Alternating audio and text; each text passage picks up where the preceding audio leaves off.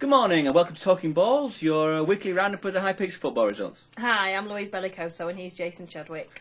Right, and as we know, Buxton's big trouble is they just can't score goals, can they? That's true, up until this weekend when they managed to bang an 11. Surely not. Right, but it's been a big week for the whole High Peak, hasn't it? We've had two big games for Buxton. We've had New Mills and Glossop playing a derby game, and New Mills playing a League Cup semi, haven't we? Semi-final. Yeah, plenty been going off. It's been an awful lot. So before we start harping on about Matlock's humbling by Buxton. Yes. In fact, we'll say that again, because we get it right. Yeah, go on. Buxton's humbling of Matlock. That's better, isn't it? That's better, yeah. You know, feel free to say it again. We'll say it a third time. Like, Buxton's humbling of Matlock. Right. Yeah. Louise, before that, you're going to fill us in about Lee, aren't you? Yeah, Buxton travelled to, Warrington actually yesterday to play Lee, and won 7-0, believe it or not. They pretty much ran riot over Lee all the way through. Ran riot? They did. They went in at the break 3-0 up, thanks to goals from Knight and Reed and somebody else. And then scored another 4 in the second half. Don't worry, it's easy to lose count when there's so many. It is, yeah. So basically, all the scorers were Reed got 2, Bowker got 1, Anderson got 1, Towie got 1, Turley got 1, and Knight got 1. So I like the way you had to count on your fingers. It is, yes, that was really, there was so many goals, guys. So many goals. It's just completely. I've not got over it yet. Actually, the 7-0 win. So fantastic result for Buxton there, and obviously it's not done the goal difference any harm, and the confidence as well. Having that and the Matlock game as well. So fantastic result there, and a brilliant game. Nice to enjoy in the afternoon sun. Right. And of course, the Matlock game was a lot closer. Absolutely. Just a 4 there. Actually, and Matlock did get a consolation one towards the end, didn't he? Yeah, but I mean, it was a little too late then, wasn't it? Definitely. I mean, again, Matlock really weren't at the races, were they, for most of the game? Which is surprising considering they're in exactly the same position as Buxton, and they really need the wins. So I don't know what's going on with them at all. It was the same when Buxton travelled down to Causeway Lane a couple of weeks ago and beat them 2-0 on the home turf. There's just no effort there, and I don't get it at all. No. If I was a Matlock fan, I'd be quite upset. Right. Well, because then they came back and had a win on Monday, didn't they? So they're obviously inconsistent, aren't they, Matlock? Yeah. Just for the record, it was a hat-trick for Mark Reed and one at the end for Neil Stevens. Yeah. And for anybody who's really wants to twist the knife, at the end of this we shall be showing a picture of the Matlock keeper, Paul Pettinger, looking rather sad and depressed. Yeah, so he just needs to think himself lucky Yes. he wasn't the league keeper yesterday. It could have been worse. It could. So shall we hear John Reed's press conference after the 4-1 win now then? Yes, and just to remind you, this is after the Matlock game, so bear in mind that, it's a couple of days old by now. Yeah. Okay. We're absolutely brilliant, to be honest. I thought it was our best performance this season. What happened on Tuesday were very, very disappointing for us. Felt really sorry for the lad who obviously missed that chance, Mark.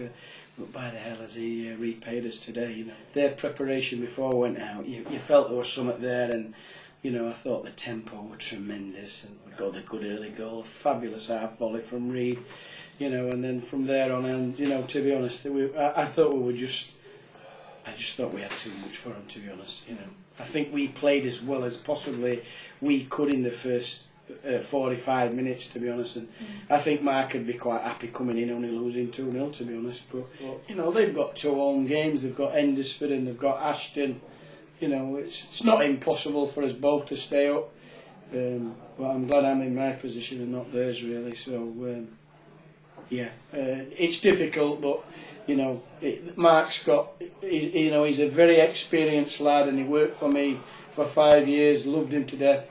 But as I say, that's his job now, and he's got to try. It must be difficult because we have given him a bit of a lesson today, to be honest.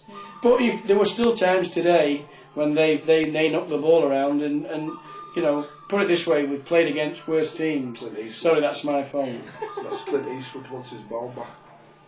It's a very, very buoyant dressing room, and there's a lot of quality in there. I know we've a lot of games we've let you down and we've let ourselves down, but that's why we've already signed 7 players from that squad already for next year. So we've got faith in them. We'll hopefully finish the job on Monday with a bit of luck, and then hopefully once we've secured our Premier status, me and Clive and the chairman and Tony and Chris have got some work to do, and we know what we want. But I'm delighted, and I hope we can finish it off with wit, because I don't know if anybody realises we haven't been beaten at home in 2009.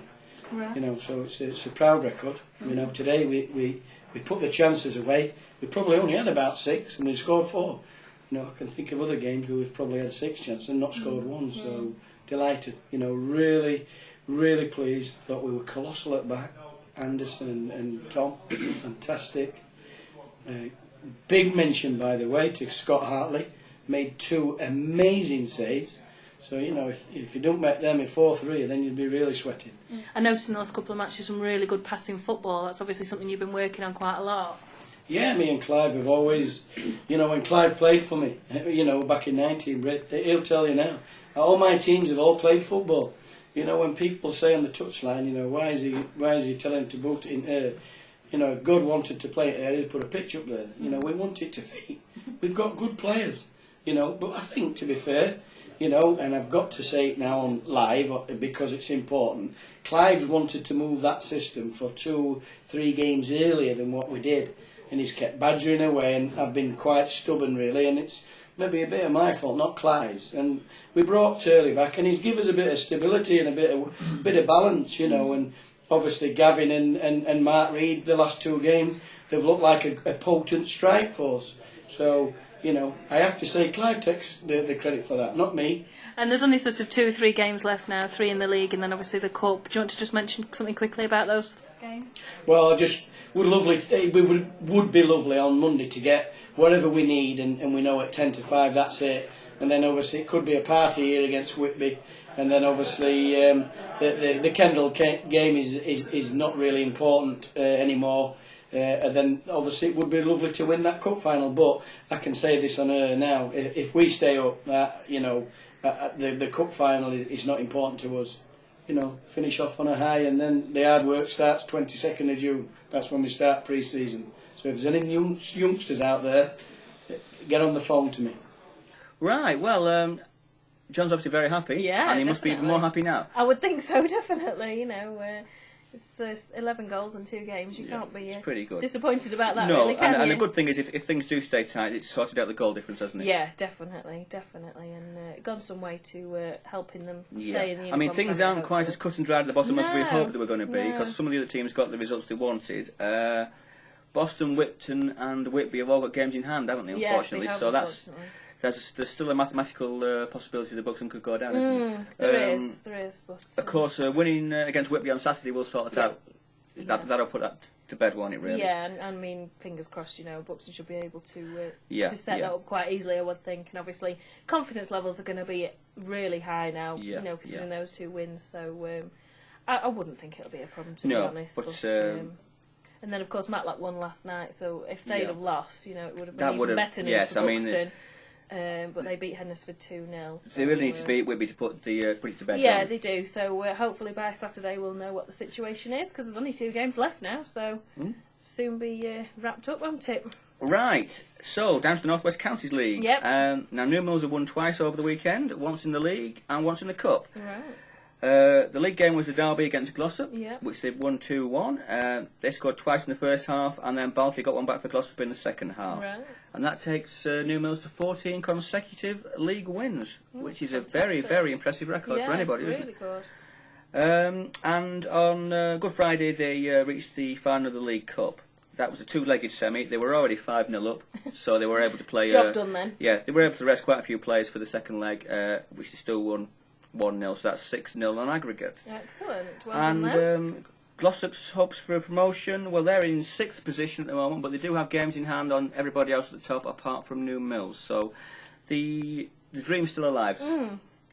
Although I think most thoughts will be on Wembley. Yeah, well, I mean, I think their real dream is the Wembley final, obviously, isn't it? Yeah, definitely. So, right, we'll move on to Hope Valley then. Leaders Dovehole's winning streak finally came to an end against Harper Hill, and both chasing teams Whaley and Brampton won. The notable big win of the week was Totley's 8-1 victory over Grindleford Reserves. Right. Well, you can always rely on the Hope Valley for a big score somewhere, can't you? Yeah, definitely. And Buxton maybe even taking a leaf out of their book with their 7-0 win yesterday. You never know. I'm not sure Buxton will be doing it as regularly as they do in the Hope Valley. No, well, you never know. It's quite nice once in a while. It is. Okay, everybody, that's everything for this week. Thank you for watching. We'll see you again. Bye-bye.